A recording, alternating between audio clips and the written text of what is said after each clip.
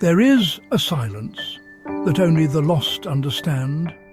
A silence that follows you into crowded rooms, sits beside you at night, and whispers the same question again and again. How did I end up here? The Bible tells a story for people who feel that silence. A story for wanderers, for the ashamed, for those convinced they have gone too far to ever return. And it begins with a son. There was once a father with 2 sons. The younger son looked at his life and saw a cage.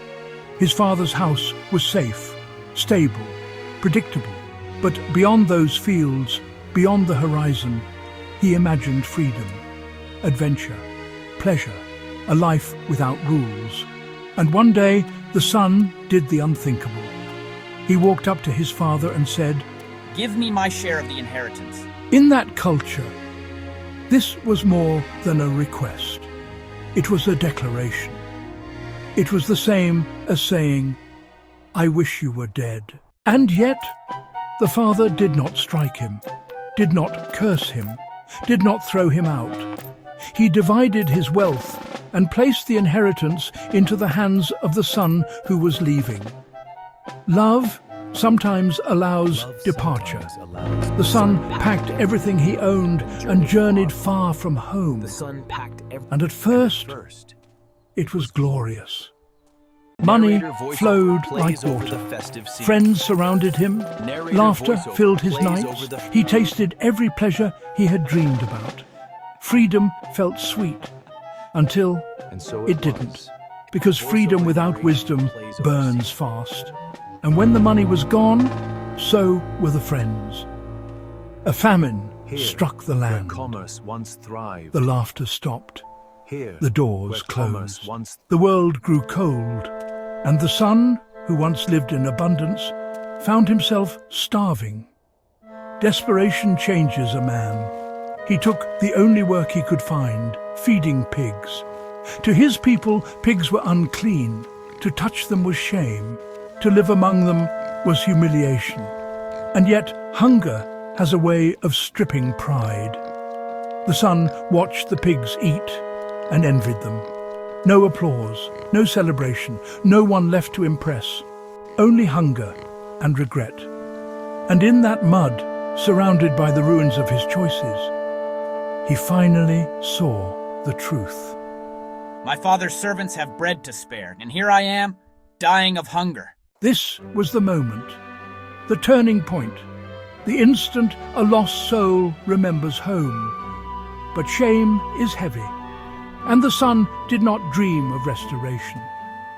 He rehearsed a speech. "Father, I have sinned against heaven and against you. I am no longer worthy to be called your son. Make me like one of your hired servants." Not a son, a servant. That was all he dared to ask. Because guilt convinces us that love has limits. So he stood up and began the long walk home. Every step weighed with fear. What if the door was closed? What if his father turned away? What if forgiveness was too late?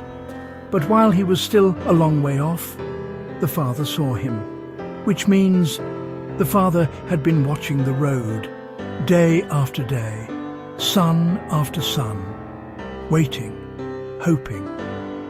Scanning the horizon for a silhouette he refused to forget. And when he saw that familiar shape, thin, broken, returning, the father ran. Men of his stature did not run, but love outran dignity. He sprinted down the road and embraced the son who expected rejection. Before the speech could finish, before apologies could land, the father wrapped him in mercy. "Quick, bring the best robe, put a ring on his finger, sandals on his feet." These were not the gifts of a servant. They were the symbols of a son restored. "For this son of mine was dead, and is alive again. He was lost, and is found." And the house filled with music, but not everyone rejoiced. The older brother returned from the fields and heard the celebration.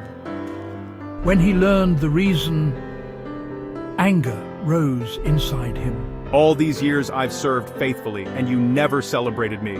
But this son of yours wastes everything, and you welcome him back. The father stepped outside to meet him.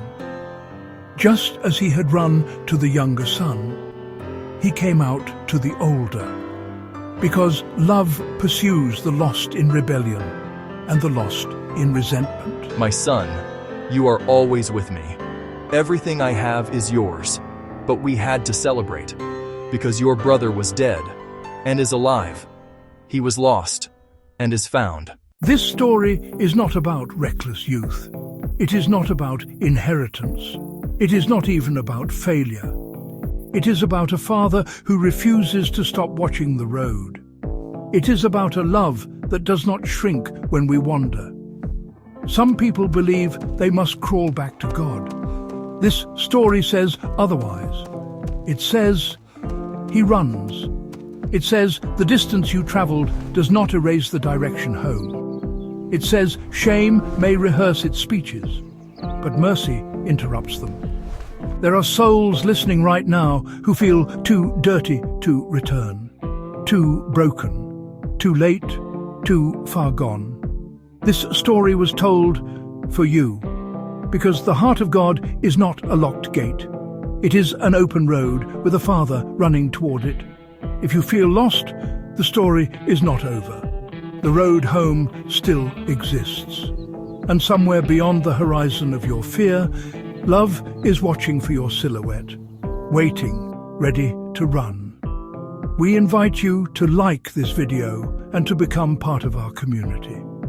Subscribe for more deep dives into the Bible's most powerful stories, explained in a way that connects with your life today. Let the Word of God strengthen your faith with every video. While you're feeding your soul, we'd love to help you feed your family. Check out our sister channel, Angel Culinary Kitchen. Learn to cook stunning, restaurant-quality dishes at home, guided by the wisdom of a retired chef. Discover the secrets and techniques that turn simple ingredients into something special. The link is in the description.